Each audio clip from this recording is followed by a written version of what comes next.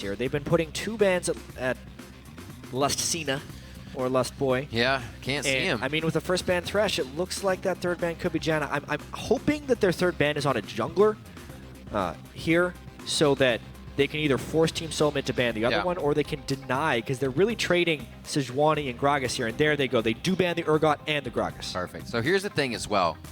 I feel like Cloud9 needs to win Champion Select to win the game altogether. With Santorin and Bjergsen both coming off perfect games last game, 508 for Bjergsen, Santorin 1014. They are riding very high and not much can stop them, even on level play. You're going to have to play better. TSM right now is just getting all the advantages they want. Nautilus is the advantage for Lemon. He finally gets to pick that up in the series. I liked what happened here where by Cloud9 banning one jungler, they necessitated the ban from Team Solomid on the other main power jungler. Gragas and Sej are the 2 main power junglers on this patch for these 2 teams. Therefore, Team Solomid had to drop one of their bans, which unlocks LemonNation to play Nautilus. Really nice stuff here. What will it be? Because this actually puts a lot of pressure on the junglers now. They've been able to just sit back on Sej and Gragas. Now it's different. Nunu is the team fighting jungler. Vi is the denial jungler here because Meteos and Santorin have both kind of carried games. I'm surprised that Santorin didn't kind of leave this to later. His Nidalee has been off the charts good in a lot of these games. And instead of doing a reactive pick, they just preemptively say, Meteos, nope, you're not going to carry this one on Vi. Making sure Santorin plays it. Well, that also means High has to be careful in his pick. So far, they just go for the Zac and the safety of Sivir as well for Sneaky once again. I like it. Very comfortable with those pickups. Kalista Kennen, no second thought about that one as Bjergsen locks that in for Lustboy. No Janna today for Lustboy. His Kennen has been so effective. It really has. Stopping turret dives, ganking mid, has not been punched at all in lane. His laning has been very strong on it.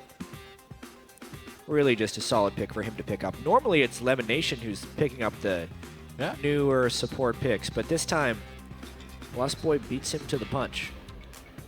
Wow, the fast lock. He goes back to his Zed, something he went towards very much so at the end of the split. Almost had 3 or 4 games in a row on that Zed before people started taking it away from him again. And the Vladimir, again, it's going to be locked in for balls now. Zed, not typically something you play into a team-fighting tanky team, but looking at TSM's composition, since they banned away the main jungle tanks, they banned away the main tank mid laner and Urgot, and they're looking at that, TSM has 3 squishy people already. What do? What's the question? Pick an assassin, classic Cloud9. Yeah, mid lane Deer, do it.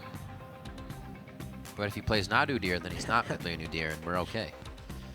What will High of all the champions to hover? Why would rather say Bjergsen decide?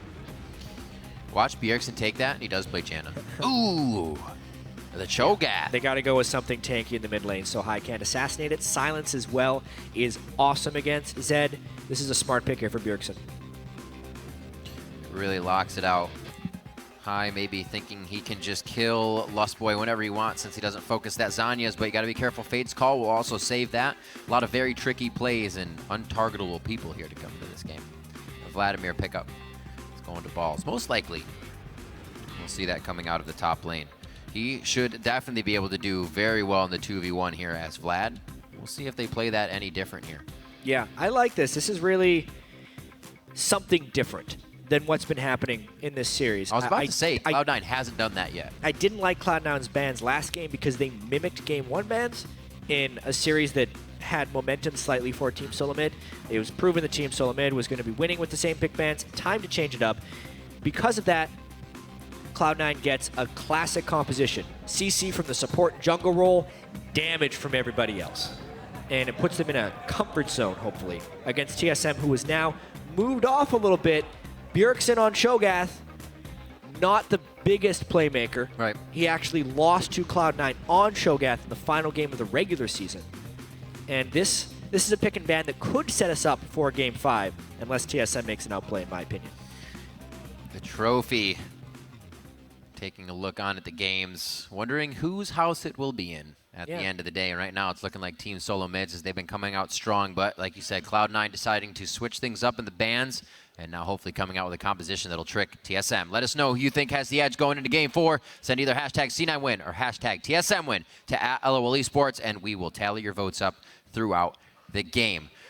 Very interested to see this Bjergsen Cho'Gath pickup. He can really wreak havoc or just be a nuisance in the mid lane with that. How will Hai coordinate his ganks, his attacks as well?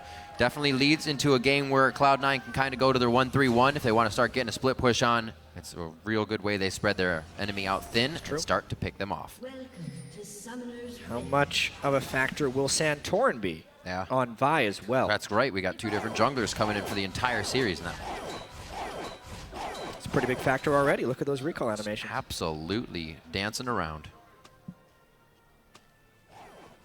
Still going. Yeah. So, biggest change that Cloud9 needs to make early on is figure out what they want to do with this early jungle, because they got outplayed last game. The supports have been making very aggressive invades on the side where they think the enemy jungle is starting, but this game more than ever, we actually have the most defensive wards we've had yet. So scouting where someone is going to start the jungle becomes increasingly difficult. It looks like TSM may end up guessing it properly. For Lustboy, he's going to be trying to invade this Cloud9 start. Now, will Cloud9 start at blue buff, or will they start at Gromp and then transition to blue buff? If they do the latter and Lustboy invades quickly, they may have some issues taking the blue buff. We'll have to track this because LemonNation is also in position to harass the TSM jungle. He has not taken a skill just yet. We'll probably head in with that Riptide so he can get a bit of AoE and slow for the harass and no chase. Here we see Lustboy making his way over. Oh. It's a mid lane move that a lot of people use with Maokai. And Lemon, well, there's some early harass from both these guys.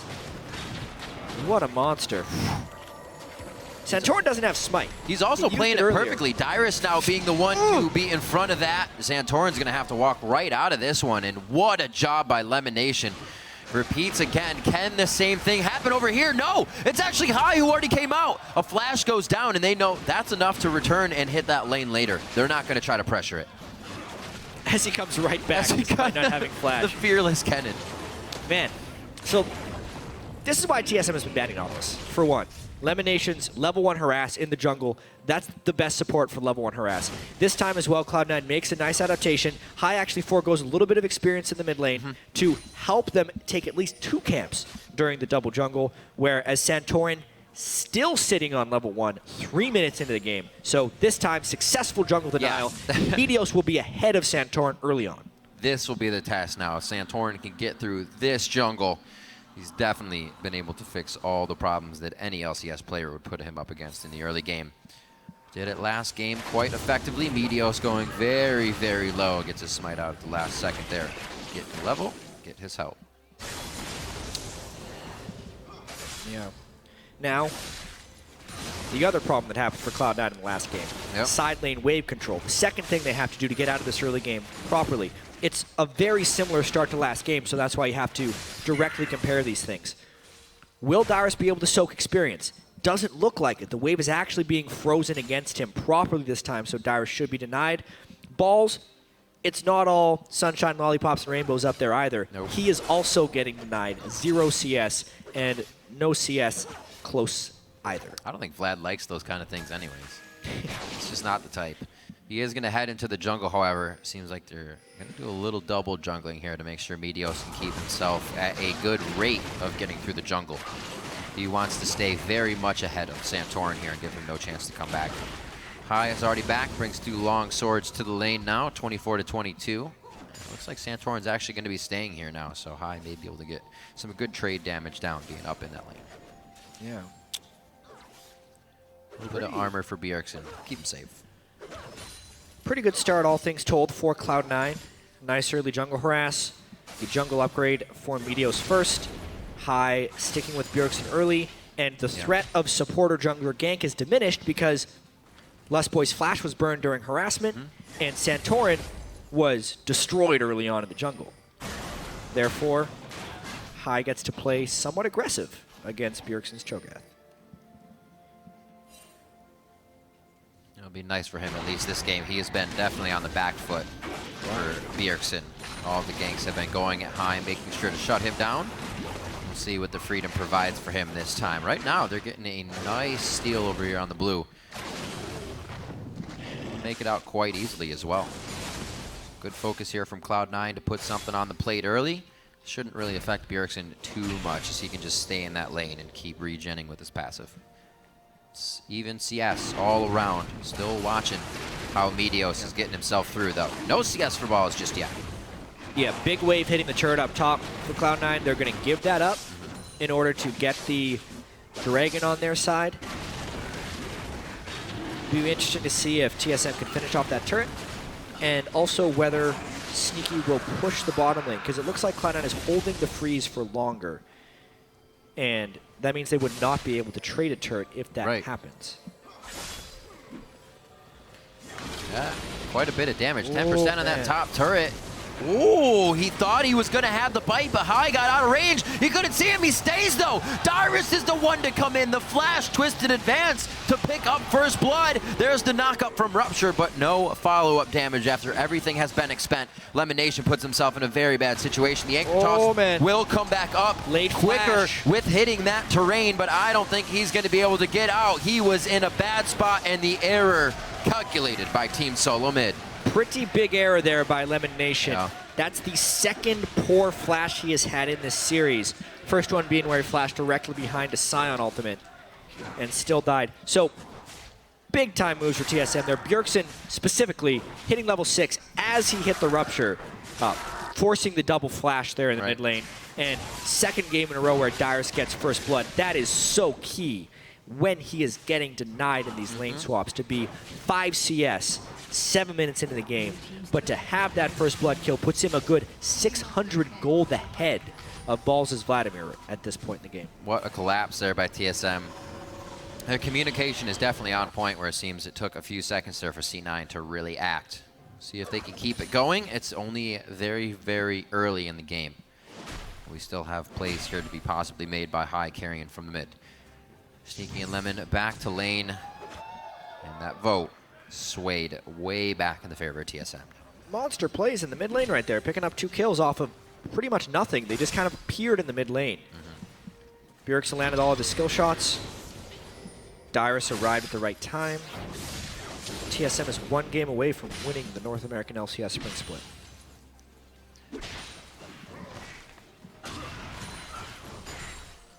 See how they do now. All these lanes are matched back up, so Balls and Dyrus are going to be able to farm themselves quite nicely. And that is big for Balls, as he was pretty much getting nothing in the beginning of this game. Still paying attention to how Cloud9 is taking these buffs. So far hasn't really impacted the game. Bjergsen still was able to get something out of mid lane. So C9 is kind of fighting their own battles that aren't giving them results just yet. Yeah, and already they have to come back from behind. Which they did in game 1 to their credit, but a 2,000 gold lead 8 minutes in is actually rather large. Kalista Kennen as well has a lot of kill threat. If Lustboy can get experience. He's level 3 on Kennen right now. So, not worried about that yet for a while. You see the AD carries and you think it's soon, but nope, the supports, they've been roaming all day. What will be the play in the bottom lane? LemonNation walks away for just a second and cannot be continued by Sneaky, as he wants to wear those Ren stacks off before heading back into the fight. Smartly done as well. Not too many core items coming out, just the first of recipes around the map as well. BF swords for the AD carries, that Cutlass, and the Fiendish Codex for the mid laners. Oh, there's a great trade. Yeah, nice little trade back there by Cloud9. Revenge for Wildturtle's damage on Sneaky. This time Lustboy could no longer enter a fight safely. Sneaky been the bright spot for Cloud9 this series. Even in the games they're losing, he's able to make some clutch plays. They're really going to need him to do well here, as Balls will take a long time to ramp up on Vladimir. Literally almost killing Wildturtle there. Yeah, well, with the time they're giving themselves, they have a lot of breathing room to stay down here. Farm this one out. We'll see how much turret damage they try to put on this one, as Balls gets all the time to farm this in the top lane. You can see he wasn't having the easiest time against Dyrus, but he was also letting his lane push because he didn't have a turret. Hai even trying to roam down there for a potential dive, but because he actually got spotted by a pink ward without checking the brush, there's a chance that TSM is waiting for Hai to return. Well, they're definitely pushing his lane, making sure he has to take control of it once again. At least getting something to work there. Even under the turret, those guys are tanky enough that if Hai gets in range for a Maokai W, he would die. At this point, he definitely has to be careful. I wouldn't put it past Dyrus and Bjergsen to go in for that anyways.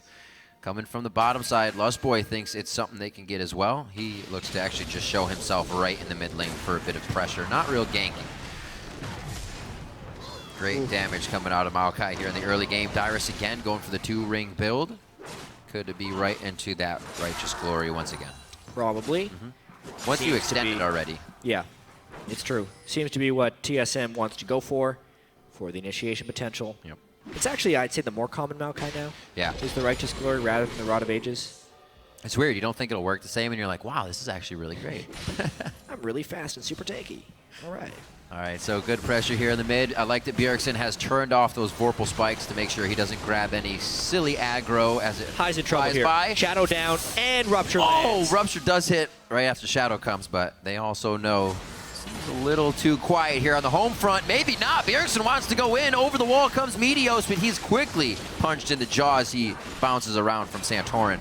Looks like they should be able to grab this with a big wave coming. Yeah, they got a big wave. Cloud9 still a little bit dangerous. Hai flashes back. Whoa, all the way back to Hai. That's going to be the hit out as well. Fate's Call chucks Lustboy back in. He's going to die, throwing down Flash and Exhaust in that one. Oh, and TSM no. finding a bit of what they want here. 2 kills already, and Balls was almost in the wrong spot there at the right time for TSM. 2-for-1 trade and the turret there. Sneaky was trying to farm off in the bottom lane. Now trying to come in on the backside of this fight. He's got to be incredibly careful. Oh, thought he was going to let fizzle out. May as well just take the dragon. Might as well. So Cloud9 definitely has to start putting on the damage control. Things are not looking good, especially with the momentum of 2 games now behind Team Solomid and the taste of victory right on the tip of their tongue. He's going to try a steal against Kalista. Really hard to do. Flew right over. Let's bounces down from that last engage. Remember, cannot get the slow on either. It looks like he will not be able to blob about well enough for the team to pick up kills. Team Solomid get out with another turret there in mid lane, a few kills, and then back to Dragon. Yeah, and Cloud9's in a really tough spot here. Down turrets, down kills, even in Dragons. Down in the series, knowing they have to win both this game and the next if they want to take the crown here in North America. Slight desperation mode might kick in for Cloud9. Yep. When that's kicked in so far this series, or even in IM Katowice, desperation mode for Cloud9 is a very dark place. You do not want to go there as Cloud9. They overcommit. Their smart play goes out the window. They need to remain controlled here. The 5-man push up the mid lane during recalls was smart. They do not need to turret dive. They just need to continue to trade objectives like Cloud9 did in their Game 1 victory. Dark Cloud9. You don't want that. Yeah. That's the Thunderstorm. It's not working out for them. Here, looks like they have drifted towards the top lane, however. And TSM, not too worried about these outer turrets going down. It might be more of a danger for them to try and put protection on it, so they hold steady. Dyrus is going to be able to trade here in the bottom as he gets that Righteous Glory built up safely. And both teams are going to back. Oh, just take it down. You got big fists. 73 to 47 is the out of that top lane, though. Definitely a pretty big disparity. He wants to deny some CS, but the Kennen lives, most likely. Yep.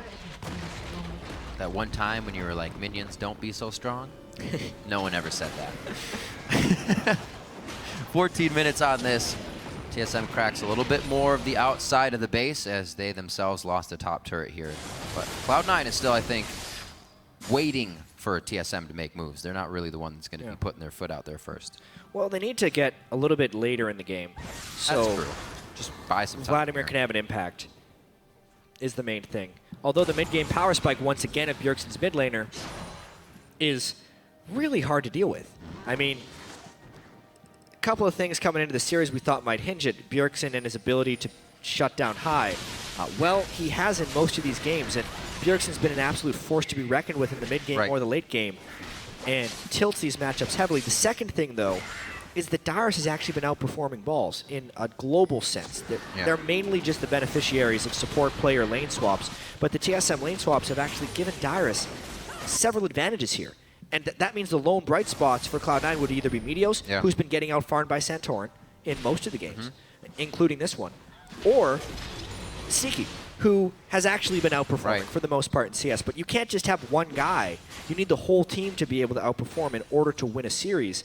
And that's why TSM may end up winning this one 3-1 if Cloud9 doesn't somehow come back from this 3,000 gold deficit. Well, right now they are sitting on just the perfect amount of kills. They have 4. It's across their priority targets as well. Everybody has 1, so they are getting fed accordingly.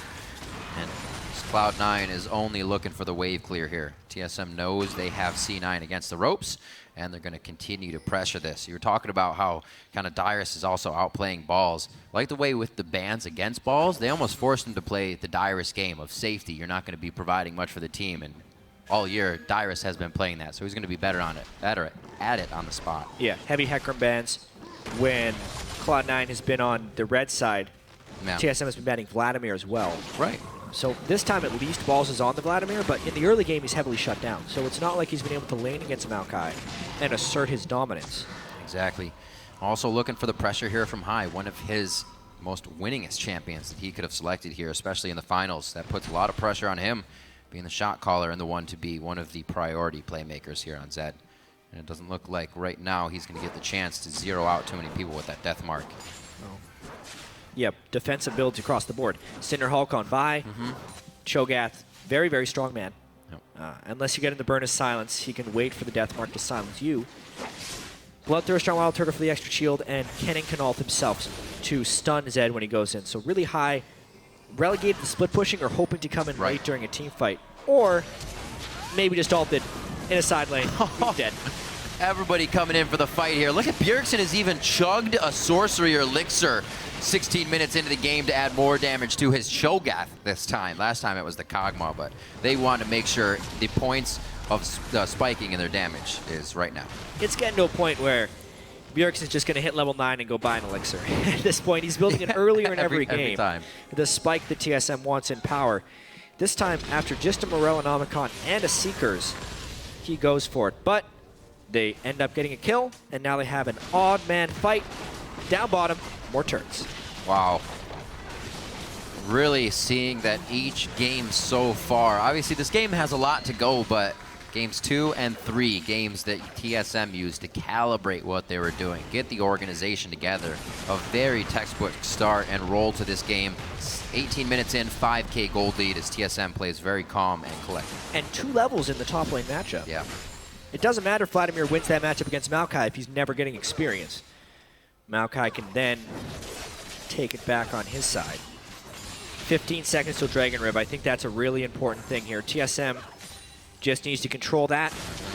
They even have the teleport advantage, so the best that Cloud9 could hope for is that TSM commits Dyrus to the Dragon fight. Cloud9 needs to find a way of committing Dyrus to the Dragon fight without suffering any casualties so that Vladimir can get farmed up. That's the only win Cloud9 can take from this situation, assuming TSM plays well. Well, Balls is backing right now. Teleport will not be up for him. Dyrus will be the one coming in here. So it looks like they may just have to give this one up again. They're warding it to show that they actually want to put some control on that area. Hopefully it buys him enough time for Balls to get back out here, but it looks like he is actually taking the path to the top lane. I think that's what Balls should be doing. He needs to use his time to farm. But if they commit, if TSM commits Dyrus, you would hope that Vladimir can actually get multiple waves of farm and some turret pressure. Or Cloud9, they're just trying to trade objectives because TSM has so much control, especially with Bjergsen's Cho'Gath and the tank Vi to just fly in and set up an easy rupture. It's just objective trading through and through. But yeah, it's a completely forfeit there by Cloud9. Yeah, we saw LemonNation was already going toward Baron, making sure they have the ladder objectives covered to let this one go. They don't need to fall any farther behind here. Too much of a risk. 5-1 here as the second dragon, actually third dragon of the game gets picked up. A second one for Team Solomid here. Reminiscent of that scoreline of last game. It was 20-4 in favor of TSM. 5-1. Keep that going. And get the same thing. Looks like it. I mean, TSM is on the path to victory for sure here. Smart and controlled play. They do have a very low damage team composition if this game stretches to be too late. Tank Vi, Cinderhulk Frozenheart, Righteous Glory Spirit Visage Maokai, Bloodthirster first AD carry, Cho'Gath in the mid lane who can burst but doesn't have sustained damage. That team does not kill that many people late game.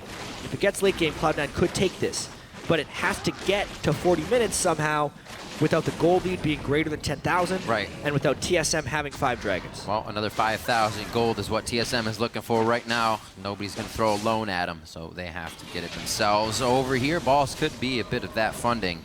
Looks like he's able to pull himself to safety here. So TSM starting to work the aggression around the map, getting any picks that they can, and the turrets are going to fall shortly here as Cloud9 is, I believe, going to start just using everything in defense to dodge these attacks from Team Solomid. So effective. So to be fair, that's more effective than you'd think because he broke the turret shield. The turret shield is very little now. Once you break it on the turret, it doesn't give any shield to the people hiding there. Lustboy understands this game right here. You saying you can't see me? Everything behind the curtain. You can see Cloud9 kind of spreading themselves thin here, walking back and forth. LemonNation is trying to tend to multiple lanes, sweep multiple wards. High going down to the bottom side here. This is Cloud9 trying to, not make a move. That turret goes down, the pressure's relieved, and he needs to go as well. Really solid play by TSM. Yep. Really just controlling the rotations. 5 turrets to 3, hoping to continue that pressure, get a 6th, get all the other turrets down. Then they can start pressuring Baron, and they can take Dragon on respawn. That's the plan for TSM. If they want to win their 3rd game in a row, get another reverse sweep on their opponent. Semifinals against Team Impulse, they lost the first game, won the next 3. Here against Cloud9, lost the first game, very close in game 2, carried by Bjergsen's AP Cogno. These last 2, though, as far as the first 20 minutes go, have been heavily in favor of TSM. They get stronger and stronger throughout these best-of-5 series. It's becoming a trademark of TSM. Sticking with things that work as well, especially for Lustboy. After getting banned out consistently, stays with the Kennen and the Kalista 2 games in a row. Something we haven't seen all year from these guys. Really, in any other region but LPL, to be honest. They're playing it quite well, however, and definitely showing that it's something they had in the back pocket. Ace in the sleeve, if you will. Looks like that Runons is finished up onto Wildturtle. He's going to be really hard to get a lockdown on now, especially without having super hard crowd control here on the side of Cloud9. Hello. Oh, my word! Whoa! I was going to say he's getting dinner, but that would look like an appetizer. I've said it before and I'll say it again, but good lord, Bjergsen is crushing right now. One rupture, instantly dead. It's Flash, bad. eat, ignite. When you wince. Whew. That hurt me. Wow. Bjergsen, no matter what champion he is on, he is ready to flash float forward and make instant plays. The lucidity boots for him as well, allowing him to keep spitting out that crowd control in silence. And it has picked him up another kill. Now over to Baron. This is pretty much uncontested. However, here's the teleport in from Balls. They're going for broke. To contest. They're it's a going 23-minute Baron. TSM actually takes a fair bit of damage here. LemonNation goes really early. Only a 2-man Hemo Plague actually going down on that. Good damage over to Turtle. Bjergsen's very hurt here. Lustboy and 400 HP just flashes over the wall, and that can easily be finished off if somebody focuses. They're tunneled down to Dyrus, though. How does he pop? Sneaky before he gets out. They're going to walk this one away. He's, however, bringing them over to Lustboy, and Lustboy is saying, no, you do that to me. What a hit. Gets Meteos on the slingshot over the wall. He's eventually going to go down, but he is completely buying time for the team, and Cloud9 is going to get hardly anything with TSM being down here. TSM overestimates their ability to do Baron by far right there. 22 minutes does not fall very quickly. Bjergsen also was completely out of summoner spells before that fight. Therefore, when Cloud9 comes in, they destroyed them. Meteos gets off a Dream Ultimate, and Sneaky gets best case scenario fight. Not a Cho'Gath that can flash or feast you at any point. No Kennen Ultimate on Sneaky. Meteos is bouncing around. Sneaky is free hitting in the back because of no Dyrus until later on in the fight, and they were a sliver away from acing TSM right there if they picked off those 2 other guys. A horrendous call there by TSM to go for Baron. They had 6 turrets. They just had to wait for the Dragons to come up, and they give a small window for Cloud9 to come back. That teleport from Dyrus, it looks like the entire team was just like, we have this. Don't worry about it. Yeah. Really could have been used a lot earlier, but you can always say something else about the fight after it's done. Played very well there by Cloud9. 4-7 on the scoreboard as they start to scratch back without letting TSM get too much along the way. Blade of the Rune King and Last Whisper now finished up here for high. He's going to be able to start cutting through some of these tanks that got to some very early items on Team Solomid. Bjergsen's looking for his third already, 25 minutes into the game. Death cap goes down on a Bjergsen. It's only 500 more gold for him. He was already one-shotting people. Yeah. One-shot the guy you want to stay alive. The guy who wants to one-shot your team. And High is not able to do that right now. This one's going to be taken down. See where Bjergsen's at right now. He is at 6 stacks. Yep. Coming off of the Scuttle Crab. Feasts up very quickly. 10,800 gold, almost 3,000 gold ahead of High. Wow. But the interesting thing is Sneaky at 9,700 gold, 500 more than Wildturtle.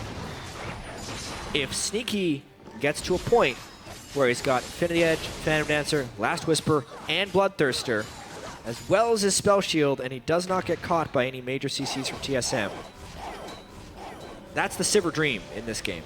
Because it is a bunch of tanks, Sivir can try and ricochet through them, lifesteal up with the shield. If he avoids the major spike damage, he could try and one-man carry this Cloud9 team. It's highly unlikely that that happens, but that is what Cloud9 needs to work towards. Right now, they are trying to split it up. Split push is the name of the game here. High tends to the side waves. We already saw him try to pressure the bottom, but Cloud9 is lacking a bit of control on the map. It's just easily stopped every time by Team Solomid right now. Maybe some forward wards, something for Cloud9 to really put themselves back in this game. What's the fastest way they stop the bleeding right now? For Cloud9? Yeah. It's mainly continuing to shove out these waves and giving up dragons all the way until number 5. The hardest part about this, though, is maintaining vision control around the Baron area without TSM taking it for free. Therefore, it's really hard to avoid overall fights because there's soon to be a Righteous Glory Maokai and a Cho'Gath. I mean, we already saw what happened when Bjergsen got caught. Now Lemon gets caught. Maybe they get a nice corridor fight. Twisted advance to pop up. Nice let's bounce there from Meteos. The team has to assess the fight on the side of Team Solomid. They get themselves into good positioning. Bjergsen, Lustboy, and Wildturtle all on the back line. Able to fire forward here. Now moving into the fight. You gotta watch once the train is on the tracks. You better move. And here comes Bjergsen. The rupture goes off and just misses Sneaky. Got off the tracks for sure. Yeah, that's just the power of TSM, forcing those fights around Baron. They know exactly what they need to do, oftentimes, in order to secure victory. They just had a little bit wrong 7 minutes ago. They have to win a fight before taking Baron. They can't just take Baron. This time they get a nice catch on to LemonNation. Dyrus miraculously stays alive. TSM takes Baron. Strong fights coming from Team Solomid. This fight almost actually mirrored what we saw earlier. If Meteos is on this side with Sejuani, that's the fight that won Cloud9 game 1. Yeah, good ultimate there, except it just hits 2 there. They didn't keep Bjergsen or Wildturtle. That's the big thing. And positioning-wise, if we watch Sneaky, he's in a really good place right now. However, he's just not strong enough yet. You can see Dyrus. He can't cut through the Ninja Tabi Frozen Heart of Dyrus. If he had a Last Whisper, maybe he could, but that's only going to be in 1,000 gold.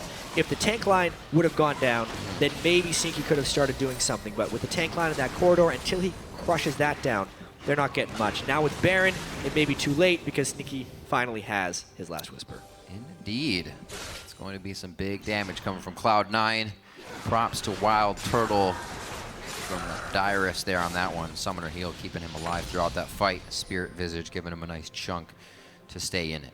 TSM now pressuring even harder with that Baron, now able to spread Cloud9 thin. Not the way they wanted it. They were hoping it was on their split push terms. And they're going to have to defend the big.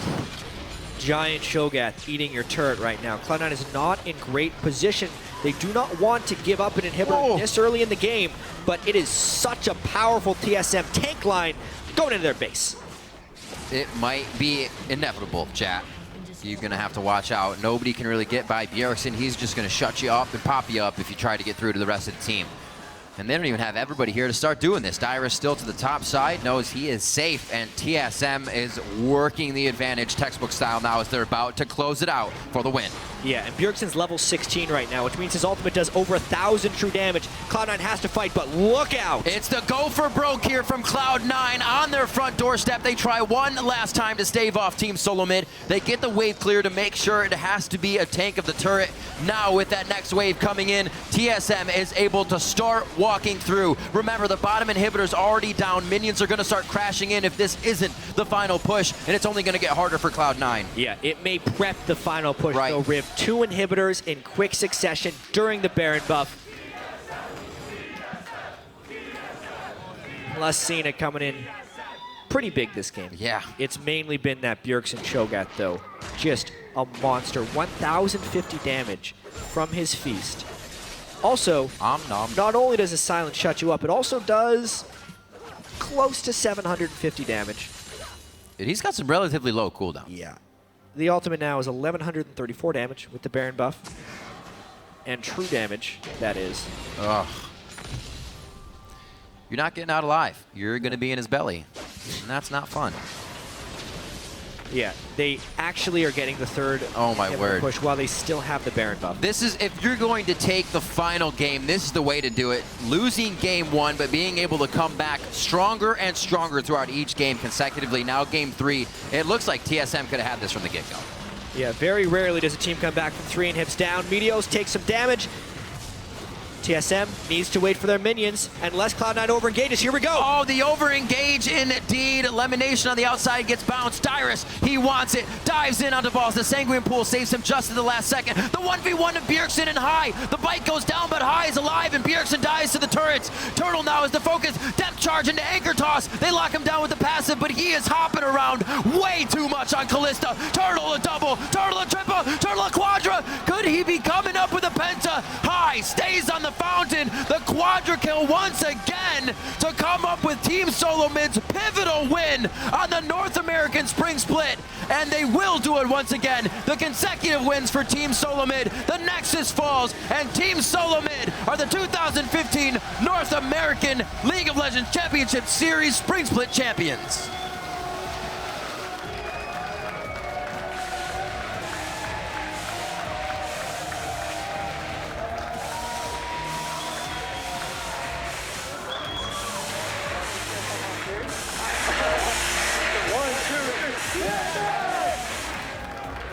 And just like that, it is over.